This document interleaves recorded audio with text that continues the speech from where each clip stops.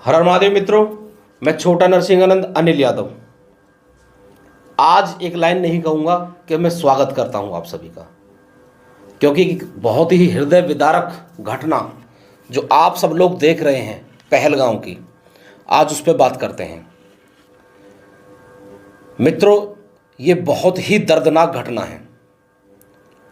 आज मैं आपसे केवल इस बात को करने के लिए आया हूँ कि अभी तक हिंदू को आतंकवाद का धर्म पता नहीं है।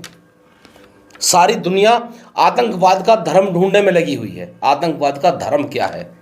लेकिन आतंकवादियों को सबके धर्म की पता है। वो नाम पूछकर गोली मारेंगे, धर्म पूछकर गोली मारेंगे, और जब इससे भी काम नहीं चला तो कपड़े उतरवाकर गुप्तांग देखकर गोलियां मारी। मित्रों, पहलगाम की ये घटना हिंदुओं के लिए बहुत बड़ा सबक है। लगभग 30 आदमी मार दिए, जो आंकड़े बता रहे हैं। अभी पता नहीं कितने लोग मारे हैं, क्योंकि कभी भी हिंदुओं को मारने के आंकड़े उजागर नहीं किए जाते। ये आज की कोई बात नहीं है, ये पहले से ही है कि जब भी हिंदू मरेगा तो उसके कोई आंकड़े ठीक से दिखाए नहीं जाएंगे। मित्रों, लोगों ने एक बहुत बड़ा नैरेटिव चलाया सरकार का भी, सरकार के पक्ष में। अच्छी बात है, सरकार अच्छे काम करती हैं, और अब भी सरकार बहुत अच्छे काम कर रही है। हिंदुवादी सरकार है। 5 अगस्त 2019 को धारा 370 हटाई गई। पूरे हिंदू जगत में इस बात को इस तरह से ढोल पीटा गया कि अब कश्मीर सुरग है, अब कश्मीर में कुछ नहीं होगा, अब कश्मीर में कोई मरेगा नहीं, अब कश्मीर में खून नहीं बहेगा, अब कश्मीर में आतंकवाद मुक्त होगा, अब देश सुरक्षित हाथों में है। कहां है सुरक्षित हाथों में? 2020 से 24 तक लगभग 150 से ज्यादा लोग मारे गए। पिछले ही साल 10 जून 2024 को वैष्णो देवी की यात्रा में जो बस गई थी, उस पर हमलों लगभग 10 लोग मारे गए और 40 लोग घायल हुए थे। धारा 370 हटाई गई। इसका क्या फायदा हुआ हिंदू को? अप्रोक्स क्या फायदा हुआ? चलो, वहां धारा 370 लगी हुई है, बांग्लादेश में क्या लगा हुआ है? वहां भी हिंदू मुस्लिम मिक्स आबादी थी। 1.5 दिन में 16,000 से ज्यादा हिंदुओं को कत्ल कर दिया। वही पैटर्न, नाम पूछना, घरों पे निशान लगाना, आज वो पश्चिम बंगाल में हो रहा है। प्रत्येक घर पे निशान लगाए जा रहे हैं, ताकि हिंसा तो चली रही है कि कभी कोई हमारा मुसलमान भाई ना मर जाए, केवल इसलिए। इसका कोई और औचित्य नहीं है, क्योंकि मारना केवल हिंदू को है, किसी के चैटी नहीं चली। और दूर क्यों जाते हो? दिल्ली में लगातार सीरीज वाइज हिंदुओं के कत्ल हो रहे हैं। अभी कुणाल नाम का लड़का मार दिया, उससे पहले हिमांशु मारा था, उससे पहले रोहित मारा था, उससे पहले बहुत लंबी लाइन है। अब तो 15 दिन में नहीं लग रहे राजधानी में। अगर दिल्ली में अभी किसी और की, क्योंकि लगातार 2-3 कत्ल हुए हैं, अगर दिल्ली में किसी और की सरकार होती तो हाथों में मच जाती।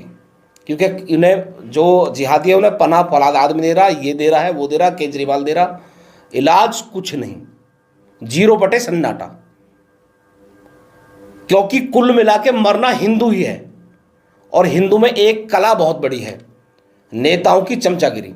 नेताओं की चमचागिरी में इस तरह टूटा हुआ है, अरे तुम्हारे 30 हिंदू दर्दनाक हत्या कर दी, उनकी सिर में गोली मारी, पेट में गोली मारी, और आप कह रहे हो, बहुत सारे लोग सोशल मीडिया पे बखान कर रहे हैं, देखो ये नेताजी चल दिए हैं, देखो नेताजी का एटीट्यूड देख लीजिए, चाल देख लीजिए, अब कुछ करके रहेंगे, छोड़ेंगे नहीं एक को भी। मतलब अब भी चमचागिरी कर रहे हैं। इससे आगे का कोई विजन नहीं है कि नेताजी चल दिए, नेताजी उतर गए हैं, नेताजी चढ़ गए हैं, अब ये कर दिया नेताजी ना, वो कर दिया, नाम नहीं लूंगा मैं, आप समझ रहे हैं।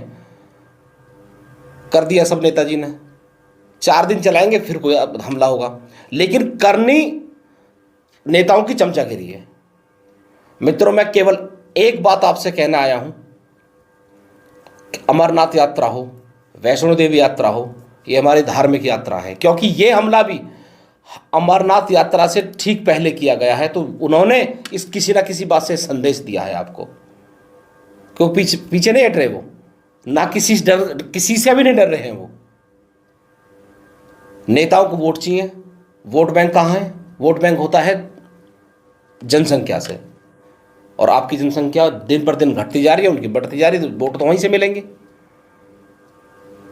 मैं सभी हिंदुओं से एक अपील करना चाहता हूं कि अमरनाथ की यात्रा आप ज़्यादा दिन ना छोड़ सको, और वैष्णो देवी की यात्रा, श्रीनगर का पर्यटन,